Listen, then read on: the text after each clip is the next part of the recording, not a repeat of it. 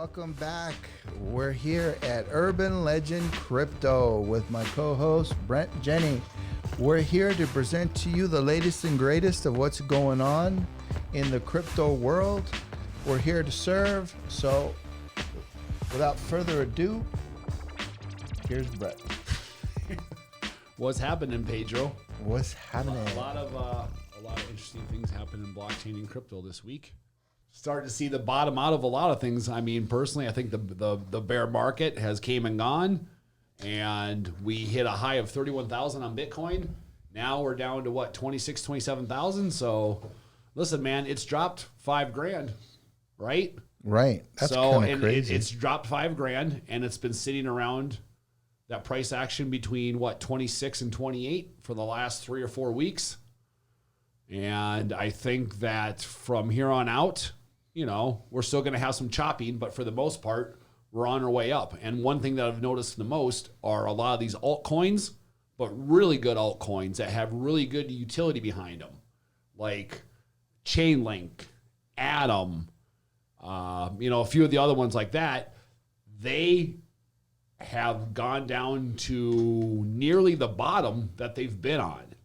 So anything that you can, Litecoin's another one. You see Litecoin's move lately? Yeah. So Litecoin, and you know from my past, I'm a huge Litecoin fan.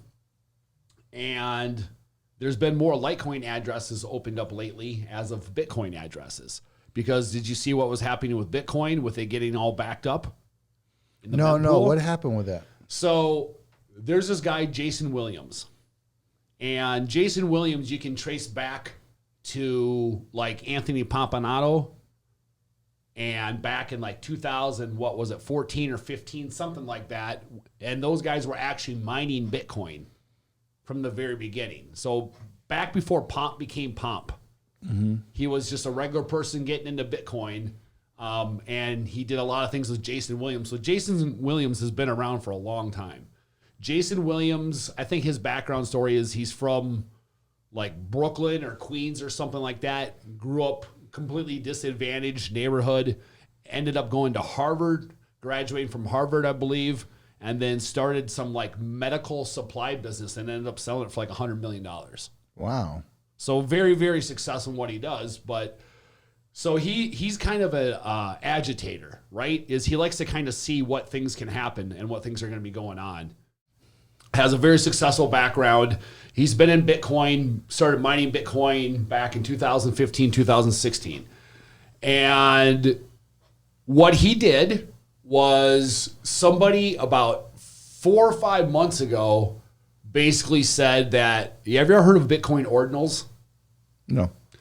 So it's basically taking NFTs like JPEG NFTs and inscribing them onto Bitcoin. Oh, that's instead cool. of Ethereum. But the thing about it is when you inscribe it on Bitcoin, you can't transfer it, you can't resell it, you can't do anything. So Jason Williams described it as this. He took his Bored Ape, and that was worth like $200,000, and said, I want to be the first one to have it inscribed onto Bitcoin. It's basically taking a Lamborghini and throwing it into a trash compactor. Yeah. Is what you're doing. But he did it just to see what would happen. But couldn't he just do it with something else? No, because what it did is it forced people to start paying attention to it. And so the long and short of it is he started doing something new in the space that no one had ever even done before. And he didn't even know what he was doing. He just knew that he was throwing a cog in the machine, and he just wanted to see what would happen. And what resulted out of that was, first of all, Bored Apes came out and said, we disavow this Bored Ape that Jason Williams had since he put it on Bitcoin and inscribed it on that. Basically, he's not part of our club. You can't resell it. And then this whole like negative campaign on him for doing this. And like 2 or 3 weeks later, Bored Ape Yachts came out with their own inscribed on Bitcoin. And now you're starting to see other people. It's like basically the ultimate inscription onto something. So once it's on Bitcoin, it can't ever leave. You can't sell. It's like there forever. It's forever inscribed on there, the proof of your ownership of it. So long and short of it is what it did was it clogged up the mempool. So when someone needs to clear and send a Bitcoin transaction, basically it gets a log of transactions that need to get cleared and need to get transacted by the Bitcoin network that need to get mined. What he did was set a sequence of events that started happening where more and more people said, okay, well, let me try this with it. Let me try that with it, to the point where people started clogging up the Bitcoin mempool, and it was taking normally it takes, what was it, $2 or $3 to do a Bitcoin transaction. It was taking like $30. Wow. Because you had to pay the miner that much more to get your transaction processed. Wow. So Bitcoin's like anything else, where if you're willing to pay the miner more, they'll process your transaction before everyone else, faster. And so this would have never been caused if Jason Williams didn't basically take his Lambo and throw it into the machine and see what happened. But it made all these people start thinking now, well, Bitcoin, we need to start making some changes, and we need to start being more proactive with some changes in Bitcoin, because look, he just proved that Bitcoin can get backed up, and Bitcoin can become like Ethereum in a sense, as far as getting backed up and getting super expensive. And he just exposed it. So it's just one experiment of, like, that was his whole point, though. Do you understand? Yeah. Was, I'm just going to do this. I've got the money to do it, so I'm going to take this Bored Ape and I'm going to throw it in this Lambo, in this, trash compactor, and I'm just going to see what happens and what can come about it. I mean, he did that for the Bitcoin community, in my mind. So it's very interesting, because just when you think that you're starting to get something figured out with Bitcoin and cryptocurrency, you have somebody that comes along and says, okay, well, let's do this and see what happens. Wow. Because it's never been done. And now you're seeing all these issues that kind of needed to be addressed that were never addressed. And now they're being addressed because he made people address it. I would never throw a Lambo like what you're saying. He's got 100 million. Doesn't matter. I know, but wouldn't happen. I just wouldn't do it. It's just like getting a Lamborghini. Think about the notoriety he's and getting throwing out it out in space. Figure. It could be done, like Elon Musk did with his car. It could be done. Yeah. But would I do it? No. And I think Elon probably had a lot more to prove. If money wasn't an issue for you, would you do it? No. Just to see what happens? No. That's like you taking $1 and throwing it at something and be like, I'm just going to throw this at, see what the machine does. No. I mean, I get what you're saying, brother, but no. It just, not me, not now, not going to happen. I wouldn't. And I wouldn't, because what you're doing is you're disrespecting all the NFTs. The whole idea of an NFT is to be able to trade it, to be able to fix it, to be able to add to it, take away from it. I mean, your trading value is gone, right? In my opinion. Correct. Right. 100%. So I wouldn't do that, not just because I wouldn't want to trade it in the future, right? Mm-hmm. Because now you're done with that. But I don't believe that my ownership of the NFT was compromised or will be, okay? So I don't think I need to put it on the blockchain to prove my ownership of the NFT, right? I mean, do you? Not at all, but that wasn't the point. I guess here's the way that I look at it. I look at Bitcoin like the Constitution. It's a living and breathing document, or in Bitcoin, it's a living and breathing blockchain and code. Whereas what is going to be defined, what's going to be done with it, what has been done with it, and what can be done with it is yet to be defined. And there's still a lot of different variations and ways of what the end game is going to be and how it's going to intersect into our lives. We think we know where it's going, and this is the point of where we're going, but then you have somebody like this who comes along and throws a cog in the machine just to see what happens. And then it exposes certain things, or starts to have certain ideas or thoughts about things that maybe weren't looked upon it that way. And that can branch off into a whole new, so in that respect, I give them credit. It's like an artist, right? I'm here to piss people off, right? I'm here to question things. So in that sense, I give them respect for that. Okay. Because it is clogging it up, and it is completely disrespecting what it's meant for. That's why I like it, because it challenges those things. All right. I mean, that's fine. At the end of the day, I get you. Well, CZ is checking out of Canada. Did you hear about that? That's right. I saw that. Yeah, they're leaving. Yeah. And, I think exchanges should do. I mean, Trudeau and boys, they're just getting ridiculous. Yep. Right? They're stifling, in my opinion, innovation. They are. Yeah. What do you think about that? What are your thoughts? 100% they are. And that's the repercussions of those things. Which is, so that to me is where Bitcoin got them. So what's the old saying is, at first they ignore you, then they laugh at you, then they criticize you, and then Fear you. And then they fear you, right? And then they and embrace so you. they've already had they ignored, and then they laughed, and then it got to the point where it turned the corner too much, and now they're stuck with this conundrum of it's too big to ignore and too big to not do something about it. It's kind of like a Google or a Microsoft that buys out a smaller company. It's just cheaper for us to just buy you out than it is to compete against you or try to go that market, right? Same thing. And now they're in a situation where they absolutely are forced to pay attention to it and decide what they're going to do with it. They can no longer just let it just happen in the background. It's too big now. So they need to make a decision, and they know that, which is now it's kind of do or die time. We either get together and we embrace this and set rules and regulations, Canada, America, or we stifle it and we try to kill it in every direction that we can. And all that does is allow it to go overseas then. It's not going to stop, and the technology is not going to stop. You're just giving other countries the chance to get on top of it and lead the world in it. So something that we all know is going to be the future in some shape or form, we're looking at that and saying, let's just take a chance of sending it overseas because we don't want to deal with it, which is completely ridiculous. But the point being is that now they're in this situation, they're in this conundrum where they need to deal with it. Yeah. And that's where they at. So it's kind of like one of those things in life where a situation like a funeral, right? Nobody wants to think about dying. Nobody wants to think about any of that stuff. But when my mom passed away 2 years ago, my mom and my dad had already gone to the funeral home. They had already had life insurance policy so that when my mom died, it was just one smooth transition and everything was taken care of. So it's one of those things where you don't want to think about, but you have to address it because when that situation comes, it's dealt with. Right. And our government, they don't want to have to deal with it unless they have to deal with it.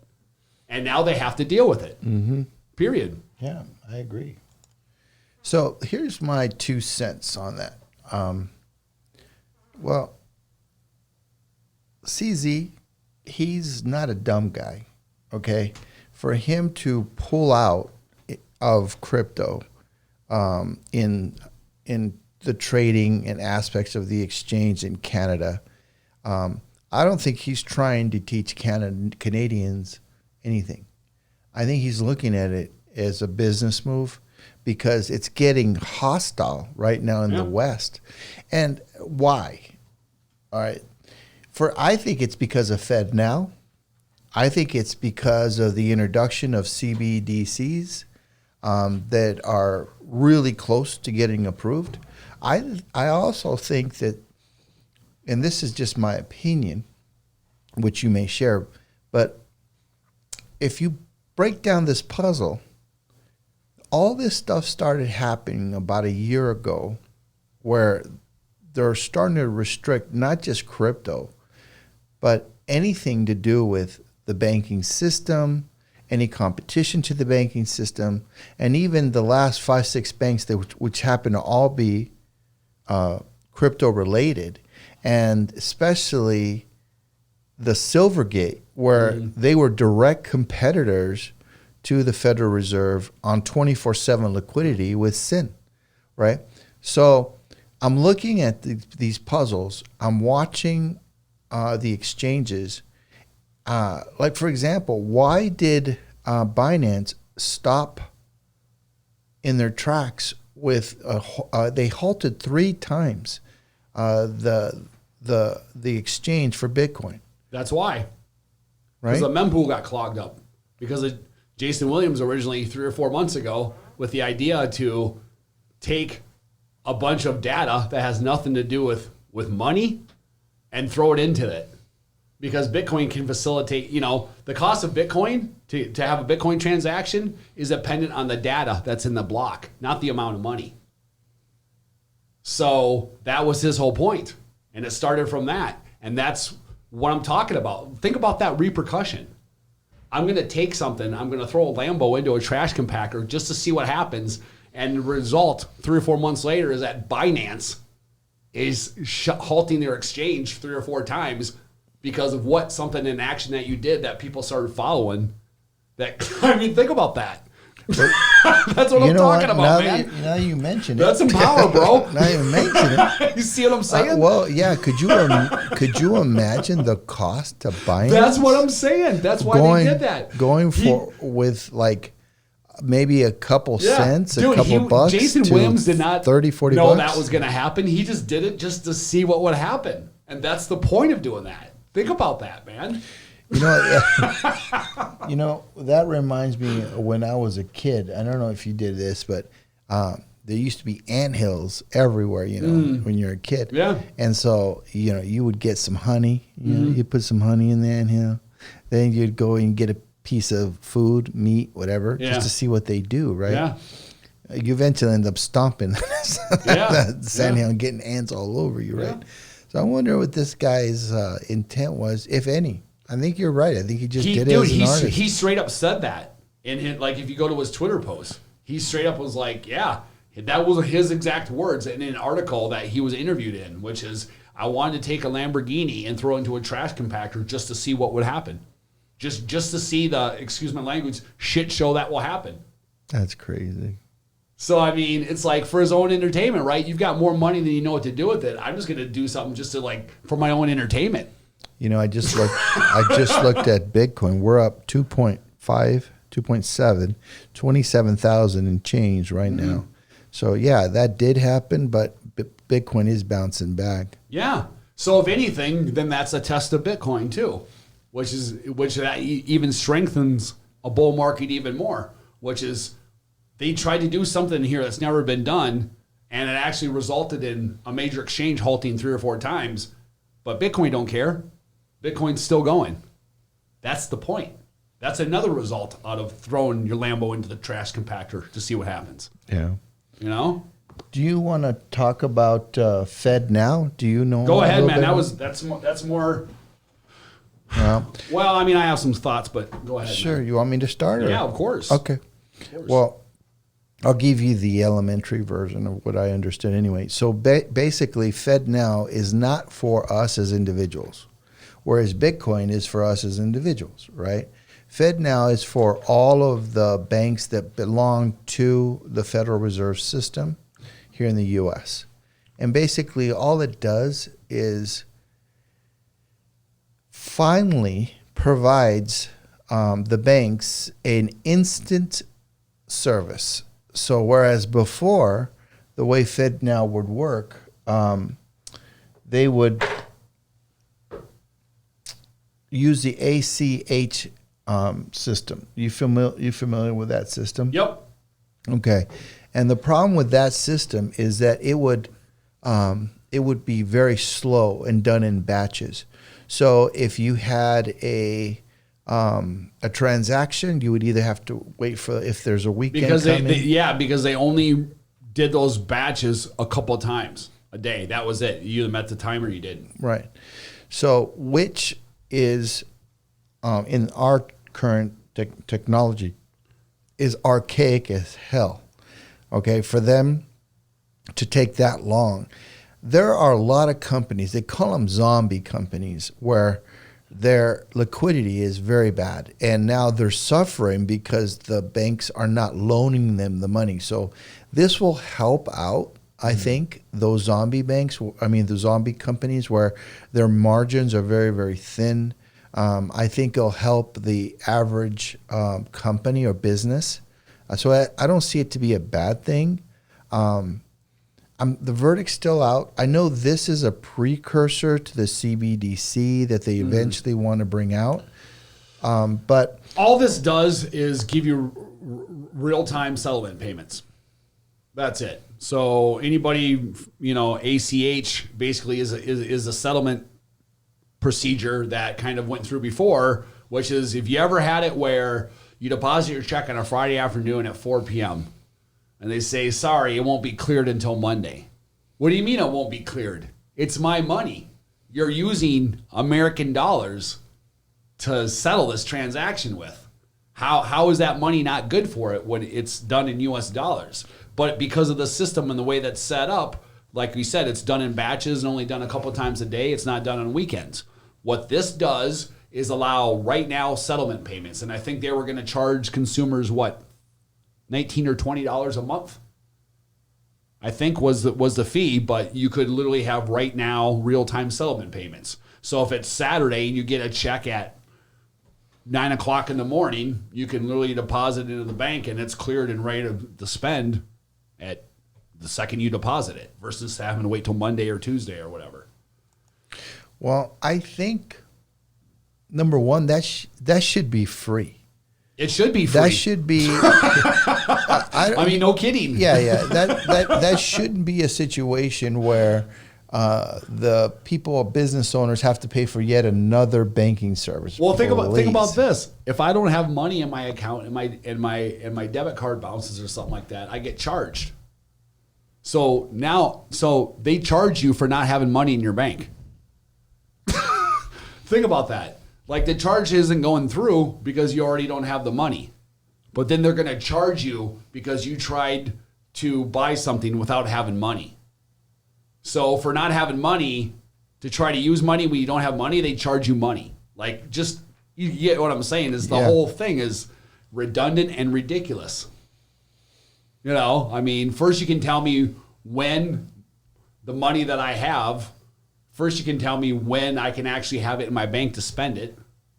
And then you're going to tell me, wait another 3 or 4 days of when I can clear it and spend it and everything. It's completely ridiculous. And then if I don't have money in there and I accidentally use my card and I don't have money in there, it's not accidentally, but you know what I mean. Regardless, then you're getting charged money for not having money. It's just everything along the way is completely ridiculous. Yeah, I've seen that. The Fed Now program, I think, starts July 1st. Okay. I don't think it's, or June 1st. Mm-hmm. I don't remember. I think it's June 1st. And so whatever the case may be, the verdict's still out. I think it's good that they can do quick settlements with banks. I'm not sure how that translates to the business owners and the people. I think eventually it will become, cheaper and faster. But I think all this is set up for them to pave the way for the CBDC. And I think the Federal Reserve Chair, Jerome Powell, not today, but this last week has actually mentioned that they can't do the CBDCs until there's actually a law passed in Congress. You're absolutely right. Right? Yeah, that's the thing. Congress, so Jerome Powell basically said the Fed now is, in a sense, an experiment to see who takes to it and who doesn't take to it, and just to make sure that the system can be facilitated and there aren't any major problems, but it's the first step to a CBDC. Absolutely. I think it is. It absolutely is. Yeah. It's their test program in a sense. Yeah. One of the things that I've seen is we're always behind the eight ball, and I think what Jerome Powell basically said is he doesn't want to jump into something too quickly, as proven by the Fed Now taking about 10 freaking years, to get done, whereas the rest of the world and people complain about Bitcoin settling, taking forever to settle and all that. Well, good luck trying to do that overseas. Yeah. Good luck. I mean, you have to send money overseas. It could take up to 7 days, right, for them to settle that. Sometimes it takes less, a day or a few hours. And as time goes on, it gets faster. But why has it been taking so long. And I think something that has something to do with the fees that they've been making. Well, of course. Yeah. So, okay, I always make that example as far as buying a house with Bitcoin. Like, say you're going to buy a $10 million house and you use $10 million for that. Say you're sitting over in China and you're like, okay, I'm going to wire $10 million that I need to buy for this house. Well, first of all, the wire of $10 million is going to take probably 3 to 5 business days. I mean, obviously you have money in your bank account if you're paying for something 10 million cash. Mm-hmm. So it's not a question, do we need to make sure if they have the money or not? The money's there. Obviously they do. So number one, you want to buy a house, you're in China, $10 million house, 3 to 5 business days just to get the money to the United States. And then I think it's anywhere between $40,000 to $50,000. Really? In wiring fees. Think about that. That's $40,000 crazy. to $50,000 to wire over. I'm sorry, take that back. It's more around 20 or 30,000. What's the percentage?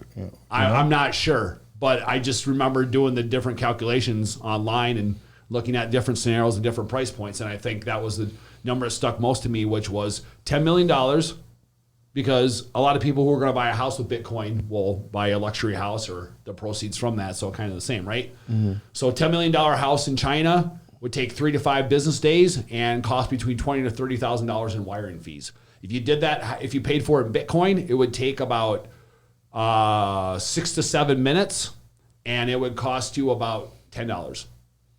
Wow. What a difference. And you could, like I said, have it done in 10 minutes. You could, so as long as everything was set up for that house to be bought and all the paperwork was done and all the work was on the back end, when you've actually made that decision to sell the house, when you actually made that decision that you want to buy it, and the seller said, hey, nothing holding you back on my end for you to buy it right now, it can literally take 10 minutes. Yeah, but and cost you what, $20? That would require $10. It would require a seller to accept the coin as the payment, right? Well, the seller, number one, if you do it through a site like Proppy, it's done in stablecoin. And all the seller needs to do in that sense is then cash out the stablecoin. Okay. And it's not going to really have any fees for that because it's a stablecoin. Now, if you were to do a wallet-to-wallet transfer, then obviously that would happen immediately. But for most cases, like taxes, HOAs, escrow fees, all of those things need to be paid in cash. They won't accept crypto. So more than likely, someone's going to send over regardless, if you send over 10 million in Bitcoin, that will get processed and it'll still only cost you $10. Now, the third party will then convert it instantly into cash and then sit on it for 24 hours. Once the third party sits on it for 24 hours, they're also a licensed bank. So at that point, it's just a bank-to-bank wire transfer of cash. So somebody sitting in China, 1 o'clock in the morning on a Saturday night, sends $10 million of Bitcoin. The third party, BitPay or CryptoBucks or Forum Pay, whatever it is, will take the $10 million in Bitcoin. They'll convert it instantly, and it still only costs the buyer, $10? And took them 10 minutes to send it over. But regardless, the third party receives it in Bitcoin, instantly converts it into cash, like on the spot. Yeah, but how much would that cost?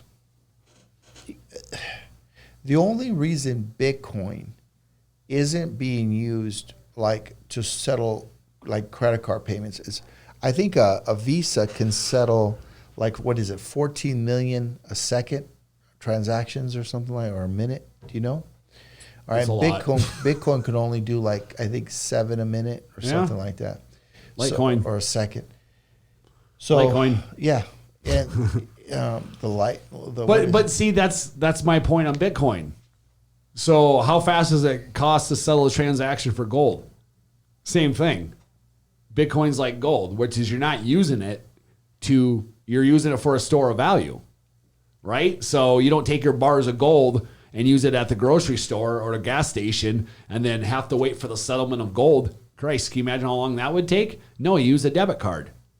So Bitcoin is your store of value. That should stay there, and it shouldn't be used as being fast. It doesn't matter if it's fast to me. It doesn't matter if it's a fact that it's decentralized. Nobody control it or can ever control it, and there's a fixed supply, 21 million. So that's why it should remain the store of value. To me, this is personally, right? But there's ways that you can facilitate value from that, and that's Litecoin and other cryptocurrencies, just like a debit card would be to a gold bar. Yeah, that makes sense. Litecoin's meant for that, dude. Mm-hmm. That's, if you look at Litecoin, it was created, 7 months, 8 months, something like that, or a year after Bitcoin. That's why it's the second oldest cryptocurrency. Yeah. Charlie Lee, that was his whole thing, which is, I'm going to take the exact same characteristics and things of Bitcoin, but it's designed to be slow, and I'm going to make it fast and be able to facilitate it better and store more transactions. That's why he created Litecoin, was for that exact reason. Yeah. Or you could just do the Lightning Network, right? And yeah, just get a wallet. But the other person has to have a wallet yeah, too. Yeah. Right? See, so I mean, there's I'm sure many forms that will be invented and come up, but that's the way I look at it right now. Well, I think we've done a good job on this. Do you want to talk about Do Kwon set for release, or Elon Musk, a new Twitter CEO, or maybe next time. Yeah, I just didn't want to. I'm talked out, brother. Me too. All right, so let's wrap her up. Hold on. Well, thank you for being on our show and watching us ramble about different things. We'll have something better for you, or just as good, next week. Thanks for your attention, and have a great day. Everyone, thanks for watching. We appreciate your time. Stay tuned for further episodes. We're just getting started, going down that rabbit hole. Stay tuned. Thanks.